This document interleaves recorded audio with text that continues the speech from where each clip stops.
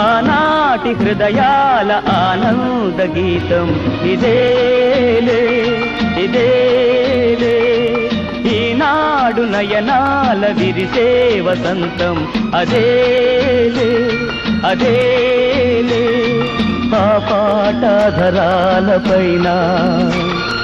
పలికేను ఏ నాటికైనా ఆనాటి హృదయాల ఆనంద గీతం ఇదేలే ఇదేలే.